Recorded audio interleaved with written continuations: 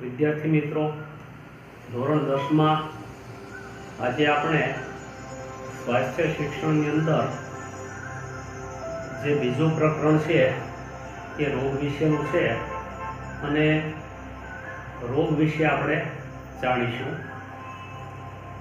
તો બીજું પ્રકરણ ચેપી અને બિનચેપી રોગો, એટલે કે અમુક રોગો છે એ ચેપ દ્વારા લાગતા હોય છે અને અમુક પ્રકારના રોગો જે બિનચેપી છે એ શરીરની અંદર જનનિક પ્રકારે પણ લાગતા હોય છે અને કોઈ ખામીને હિસાબે પણ આ બિનચેપી રોગો થતા હોય છે. વિશ્વ આરોગ્ય સંસ્થા, આ સંસ્થાનું નામ છે WHO, વર્લ્ડ હેલ્થ ઓર્ગેનાઇઝેશન.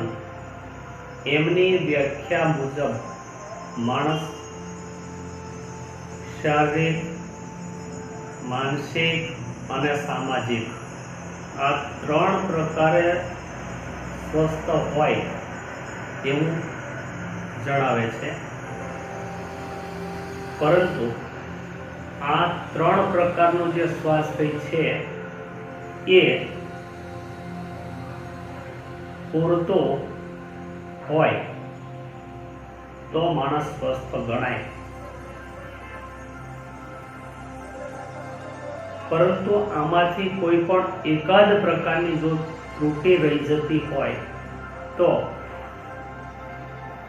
માણસનો સંપૂર્ણ સ્વાસ્થ્ય ગણાતું નથી. તો આ વ્યાખ્યાને પૂર્ણ કરવા માટે માણસના શરીરની અંદર કોઈ પણ પ્રકારનો રોગ ન હોય તો જ એ સંપૂર્ણ સ્વસ્થ છે એવું માની શકાય. સામાન્ય રીતે આપણે માનતા હોઈએ છીએ કે શરીરની અંદર રોગોની ગેરહાજરી એટલે માણસ સ્વસ્થ હોય આવું માનીએ છીએ, પરંતુ આવું નથી. બહારથી માણસ આપણને રોગમુક્ત લાગતો હોય, સ્વસ્થ લાગતો હોય, શરીર પણ એમનું હૃષ્ટપુષ્ટ હોય, તેમ છતાં અંદરથી કોઈકની કોઈ રોગની પીડા એમને સતાવતી હોય છે. કોઈને શારીરિક અસ્વસ્થતા હોય, કોઈકની માનસિક હોય અને કોઈકની સામાજિક અસ્વસ્થતા હોય તો પણ વ્યક્તિ સંપૂર્ણ સ્વાસ્થ્ય ભોગવતો નથી. તો પૂરેપૂરું સ્વાસ્થ્ય, સારું આરોગ્ય માણસને આ ત્રણેય પ્રકારના જે સ્વાસ્થ્ય કહ્યા છે વિશ્વ આરોગ્ય સંસ્થાએ, એ ત્રણે ત્રણ ક્ષેત્રની અંદર માણસ સ્વસ્થ હોવો જોઈએ. તો આપણે આજે વાત કરીએ છીએ ચેપી અને બિનચેપી રોગોની. રોગના બે પ્રકાર કયા છે, જેમાંનો પહેલો પ્રકાર ચેપી રોગ. તો આ જે ચેપી રોગ છે એ જીવાણુ, વિષાણુ, ફૂગ અને પરોપજીવી નામના સૂક્ષ્મ જીવો જે છે એ રોગ ફેલાવે છે. તાજેતરની અંદર આખા વિશ્વની અંદર કોરોના રોગે જે ભરડો લીધો છે એ એક વાયરસ દ્વારા ફેલાયેલો રોગ છે અને જે સમાજની અંદર મોટું સ્વરૂપ ધારણ કરી રહ્યો છે. તો આવા રોગને અટકાવવા માટે આગળ ઉપર આપણે રસીકરણની વાત કરશું તો એમાં આપણને ખ્યાલ આવશે કે આ જે વાયરસયુક્ત રોગ છે એમની સામે રસીકરણ થવું જોઈએ તો જ આવા રોગ અટકી શકે. એટલે કે આવા જે ચેપી રોગો છે એ રોગોને અટકાવવા માટે ની રસી ઉપલબ્ધ હોવી જોઈએ. આપણા દેશની અંદર આવા 6 પ્રકારના જે રોગો છે જે ચેપ દ્વારા ફેલાય છે એનું રસીકરણ થઈ રહ્યું છે. એમાં તાજેતરમાં આ એક રોગે વધુ ફેલાવો કર્યો છે જેમની રસી શોધાવાની હજી બાકી છે. તો ચેપી રોગ છે એક માનવીથી બીજા માનવી સુધી, એક જીવથી બીજા જીવ સુધી સજીવો છે એ આવા રોગો ફેલાવતા હોય છે. એટલે આવા સજીવો એટલે કે માણસ છે એ પણ એક પ્રાણી છે. માણસને સામાજિક પ્રાણી ગણવામાં આવ્યું છે. તો સમાજની અંદર જીવો સાથે બીજા પશુ પક્ષીઓ રહેતા હોય, વિહરતા હોય ગામની અંદર, સીમની અંદર, તો એના સંપર્કમાં પણ માણસ આવે તો પણ આવા રોગો ફેલાઈ શકે છે. એક સજીવથી બીજો સજીવ એના સંપર્કમાં આવે એટલે રોગ ફેલાઈ શકે છે. એટલા માટે થઈ અને આવા રોગ સમાજની અંદર પ્રવેશે નહીં એ માટેની કાળજી રાખવામાં આવે છે અને એનાથી આપણે પણ દૂરી રાખવી જોઈએ. જ્યાં જ્યાં આપણને તકલીફ જણાય છે આવા ક્ષેત્રની અંદર ત્યાં કાળજી રાખવી, તેનાથી દૂર રહેવું, એના પ્રત્યે સભાન રહેવું. તો આ ચેપો જે છે, જે પ્રકારે ચેપો લાગે છે એવી પ્રવૃત્તિથી આપણે અળગા રહેવું જોઈએ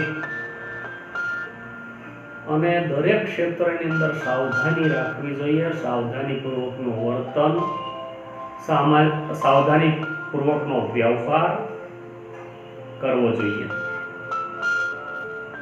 તો બીજા જે પ્રકાર છે રોગનો, બીજો પ્રકાર એ બિનચેપી રોગ. બિનચેપી રોગ છે એ જનનિક છે.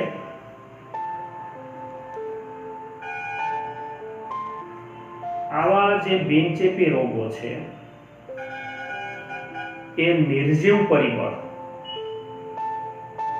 એટલે કે બાહ્ય કે આંતરિક ના વધારા કે ઉણપના કારણે અથવા તો જન્મજાત પણ આ રોગ હોય છે. કોઈ ચેપને કારણે આવા રોગો ફેલાતા નથી. માણસ અપંગ હોય, માતા કે પિતા અપંગ હોય તો એમનું સંતાન અપંગ જન્મે આવું નથી. કારણ કે આ કોઈ ઉણપને કારણે રોગ જન્મે છે. આવી જે ખામીઓ આવે છે, માણસ હાથથી અપંગ હોય, પગથી અપંગ હોય કે શરીરના અન્ય અવયવો ને કારણે એમનામાં અપંગતા જોવા મળે, એ જનનિક પ્રકારના રોગ છે. એ કોઈ વ્યક્તિને સ્પર્શવાથી, વ્યક્તિ સાથે વ્યવહાર કરવાથી આવા કોઈ રોગો ફેલાતા નથી. તો વાતાવરણને કારણે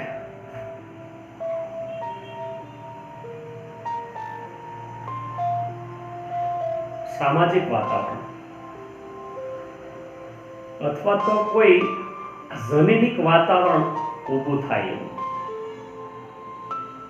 એના કારણે આવા રોગો ફેલાય. દાખલા તરીકે માણસ સમાજમાં રહેતો હોય અને સમાજની અંદર કોઈ કાર્યશૈલીની અંદર એમનામાં ખોડખાડ પણ જન્મી શકે છે. કોઈ માર્ગની અંદર કે કોઈ કાર્યક્ષેત્રની કામ કરતા માણસ સાથે કોઈ ઘટના બને, શરીરમાં કોઈ જગ્યાએ વાગે, કોઈક અકસ્માત થાય, એમના કારણે પણ માણસ અપંગ બને છે, તો આને ચેપી રોગ ગણી શકાય નહીં.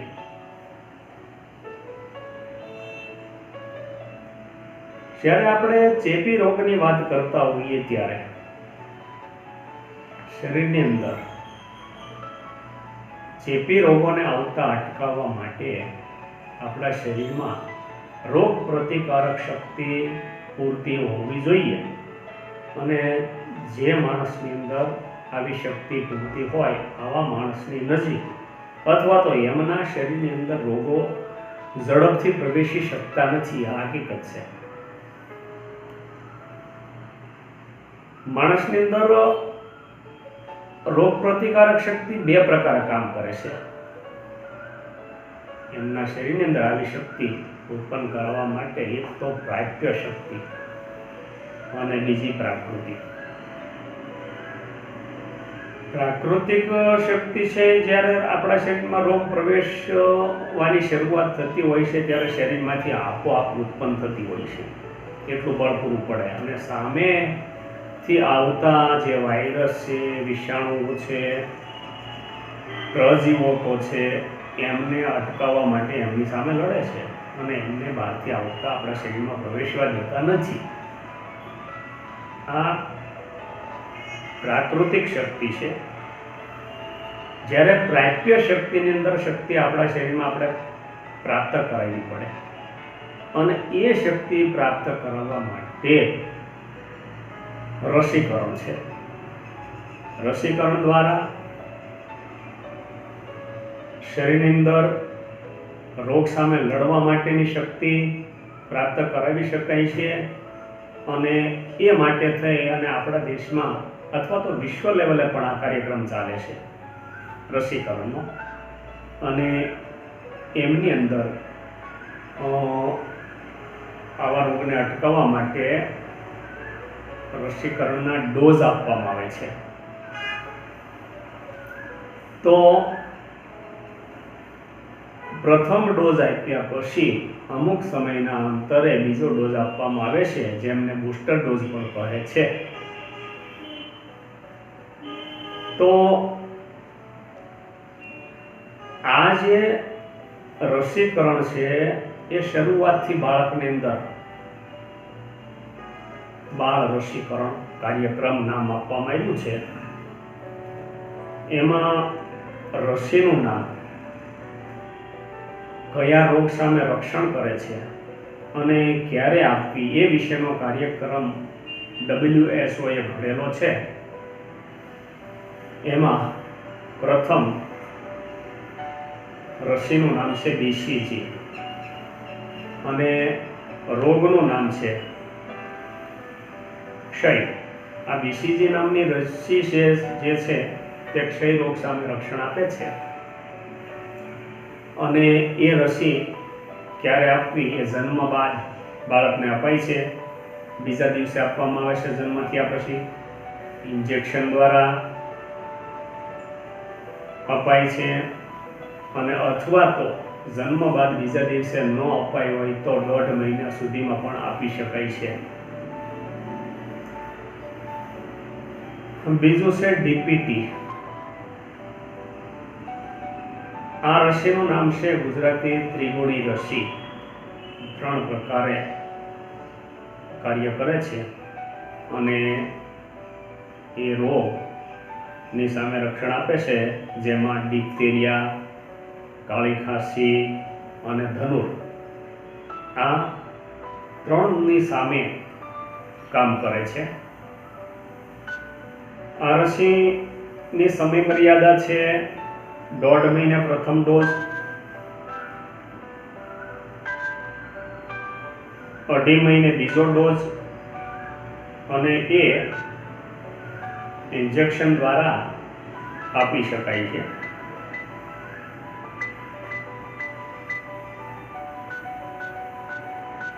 ત્રીજું નામ છે રસીનું ઓપીવી. તો આ ઓપીવી નામની રસી છે એ બાળ લકવા એટલે કે પોલિયો ની સામે રક્ષણ આપે છે અને 3.5 મહિને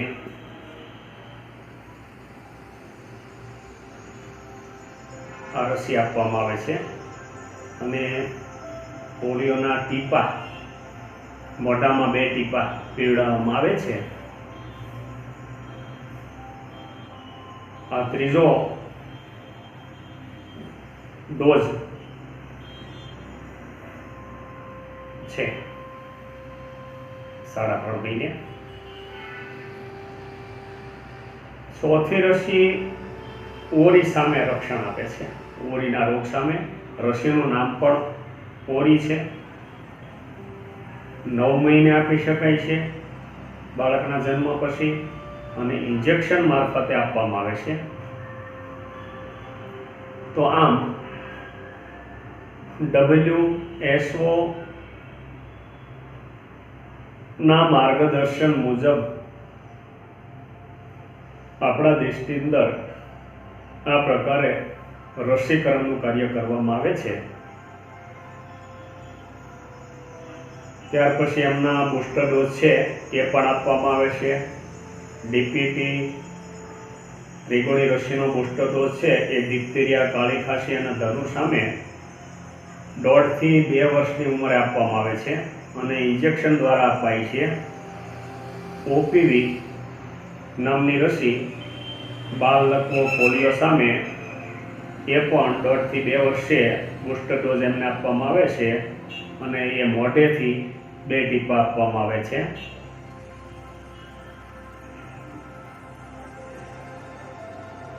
આ બુસ્ટર ડોઝ પહેલો પણ આપી શકાય અને બીજો બુસ્ટર ડોઝ એ પણ ડીટી એટલે કે દ્વિગુણી ડિપ્થેરિયા, ધનુરની સામે આપવામાં આવે છે અને 5 થી 6 વર્ષની ઉંમરે ઇન્જેક્શન દ્વારા આપવામાં આવે છે. જ્યારે ઓપીવી નામની રસી જે છે એ બાળ લકવો અને પોલિયો સામે એ પણ 5 થી 6 વર્ષે આપવામાં આવે છે અને મોઢેથી 2 ટીપા આપવામાં આવે છે. હવે ત્રીજો બુસ્ટર ડોઝ છે એ ટીટી એટલે કે ટીટેનસ અને એનું ગુજરાતી થાય છે ધનુર. તો એ ધનુર રોગ સામે આ રસી આપવામાં આવે છે અને આ રસી 10 થી 16 વર્ષની ઉંમરે આપવામાં આવે છે અને ઇન્જેક્શન મારફત આપવામાં આવે છે. ત્યાર પછી આપણે ત્યાં એટલે કે ભારત દેશમાં અને વિશ્વ આરોગ્ય સંસ્થા પણ આ કાર્યક્રમ કરી રહી છે. આપણે ત્યાં ગર્ભવતી માતાનું રસીકરણ કરવામાં આવે છે. એમને પણ આ રોગ એટલે કે ટીટી, ધનુર, ટીટેનસ અને ટીટેનસનો બુસ્ટર ડોઝ આ બંને ડોઝ પ્રથમ અને બીજો ધનુર સામે આપવામાં આવે છે. તો ગર્ભાવસ્થાના 16 અઠવાડિયા પછી ઇન્જેક્શન દ્વારા આપી શકાય છે. પ્રથમ ડોઝના મહિના બાદ બુસ્ટર ડોઝ આપી શકાય છે અને એ પણ ઇન્જેક્શન મારફતે આપવામાં આવે છે. આમ આ રીતે રસીકરણ અને એમના બુસ્ટર ડોઝો સમાજ સ્વસ્થ રહે, નિરોગી રહે અને સારા આરોગ્ય સાથે પોતાનું જીવન જીવી શકે, દેશનો વિકાસ થાય, સામાજિક વિકાસ થાય, આ માટે થઈને આ બધા કાર્યક્રમો વિશ્વ લેવલના ચાલતા હોય છે. એમ દેશો પણ એમની સાથે જોડાય અને આ કાર્યક્રમો અપનાવતા હોય છે, જેથી કરી સમાજ તંદુરસ્ત રહે. મિત્રો, એક ખાસ અગત્યની વાત એ છે આ પ્રકરણની અંદર કે નિયમિત સ્વાસ્થ્ય પરીક્ષણ. આ પ્રકરણમાં આ વાત કરવામાં આવી છે કે દરેક વ્યક્તિએ પોતાનું નિયમિત સ્વાસ્થ્ય પરીક્ષણ કરાવવું જરૂરી છે. કારણ કે માણસ દેખાવે સારો લાગતો, હૃષ્ટપુષ્ટ લાગતો, તંદુરસ્ત લાગતો માણસ, એમના શરીરની અંદર કયા પ્રકારના રોગ હશે આપણે કલ્પી શકતા નથી. અને આપણા શરીરમાં ક્યારે રોગ પ્રવેશી જાય એ નક્કી નથી હોતું. આ માટે જો નિયમિત સ્વાસ્થ્ય પરીક્ષણ કરાવવામાં આવે તો જ આની ખબર પડી શકે છે. રોગના લક્ષણો, જેમ હાલના કોરોના રોગ છે એની પણ દિવસ મર્યાદા ગણવામાં આવી છે કે 10 થી 12 દિવસે એમની ખબર પડે આ રોગ લાગ્યા પછી શરીરની અંદર આપોઆપ પીડા ઉત્પન્ન કરે ત્યારે આપણે પરીક્ષણ કરાવતા હોઈએ છીએ. પરંતુ જો સ્વસ્થ વ્યક્તિ પોતે એમના સ્વાસ્થ્યનું નિરીક્ષણ જે છે એ જો વહેલા કરાવે અથવા તો અવારનવાર સમયાંતરે કરાવતા રહો તો શરીરની અંદર રોગો પ્રવેશી ગયા હોય તો એનો આપણને ખ્યાલ આવે, ખબર પડતી હોય છે. એટલે અહીંયા નિયમિત સ્વાસ્થ્ય પરીક્ષણ વિશે વાત કરવામાં આવી છે. આધેડ વયની વ્યક્તિ હોય, અમુક સમય કે અમુક વર્ષો વિતાવી ગયેલી વ્યક્તિ હોય, 55 વર્ષ, 60 વર્ષ, 65 વર્ષ, 70 વર્ષ, આ બધી વ્યક્તિઓને અમુક પ્રકારના રોગો લાગવાની વધુ સંભાવના હોય છે. એ ઉપરાંત બાળ સ્વાસ્થ્યની વાત કરી છે. કિશોરાવસ્થા હોય તો પણ જેમને રસીકરણ ને આ બધું આપવામાં આવ્યું છે એમના માટે તકલીફ નથી પડતી. પરંતુ જ્યારે કોઈક આપણે ખામી લાગતી હોય, કોઈક સ્વાસ્થ્ય પ્રકારની બાબતની અંદર કોઈ પીડા જણાતી હોય ત્યારે દરેક સમયે દરેક સમયાંતરે સ્વાસ્થ્ય પરીક્ષણ કરાવી લેવું જરૂરી છે. જેથી કરી ગંભીર પ્રકારના રોગો જે શરીરમાં આવતા હોય છે એને આપણે જરૂરથી અટકાવી શકતા હોઈએ છીએ. ખાસ કરીને જે મોટા રોગો છે, પીડાકારક છે, હાનિકારક છે, સમાજને નુકસાન કરતા છે, આ તમામ રોગો નિયમિત સ્વાસ્થ્ય પરીક્ષણ દ્વારા આપણને ખ્યાલ આવતો હોય છે. એટલે રાષ્ટ્રીય સ્વાસ્થ્ય કાર્યક્રમો જે આપણે જાણ્યા એમની સાથે સાથે આપણે આ નિયમિત સ્વાસ્થ્ય પરીક્ષણ કરાવવું જરૂરી છે. અમને આ જે કાર્યક્રમો છે એમાં પ્રજનન બાળ સ્વાસ્થ્ય કાર્યક્રમ, બાળકો જન્મ્યા પછી બાળકનું પોતાનું સ્વાસ્થ્ય સારું રહે અને જન્મ આપનાર માતાનું સ્વાસ્થ્ય સારું રહે એ માટેનો કાર્યક્રમ એટલે પ્રજનન બાળ સ્વાસ્થ્ય કાર્યક્રમ એવું નામ આપવામાં આવ્યું. અને એમની કામગીરી જે છે તો આ કાર્યક્રમ છે એ અનેક કાર્યક્રમોનો સમૂહ છે કે બાળ સ્વાસ્થ્ય, માતા સ્વાસ્થ્ય, પ્રજનન સ્વાસ્થ્ય પર કામ કરતા બધા જ કાર્યક્રમો અને આ કાર્યક્રમના નેજા નીચે આ કામગીરી કરવામાં આવે છે. તો આ જે કામગીરી છે એમાં રસીકરણ, સંકલિત બાળ વિકાસ યોજના,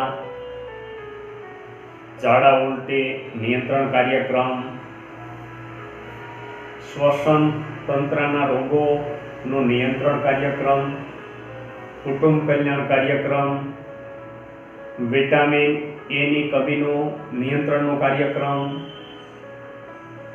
લોહીની ફિકાશ એટલે કે એનિમિયા નિયંત્રણ કાર્યક્રમ, પ્રજનન તંત્રના ચેપોના ઈલાજ અને નિયંત્રણ કાર્યક્રમ, ગર્ભાવસ્થાની સંભાળ અને ઈલાજ કાર્યક્રમ.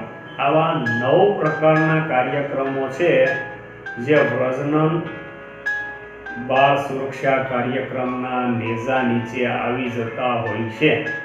તો આ 9 કાર્યક્રમો છે. તો મિત્રો, આપણે અહીં ચેપી અને બિનચેપી રોગો વિશે જાણ્યું. એમના વિશે તમારે પ્રશ્નોના જવાબ આપવાના થતા હોય છે, જેમાં હું તમને પ્રશ્ન પૂછું છું એમના જવાબો તમે મને 2 દિવસની અંદર આપી શકશો. પ્રશ્ન પહેલો, રોગના પ્રકાર જણાવો. પ્રશ્ન 2,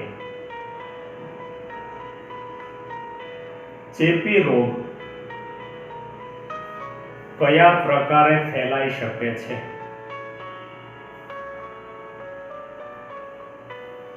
પ્રશ્ન 3, પ્રજનન બાળ કલ્યાણ કાર્યક્રમ ની અંદર કેટલા કાર્યક્રમો સમાયેલા છે? આ 3 પ્રશ્નોના જવાબ મિત્રો આપવા.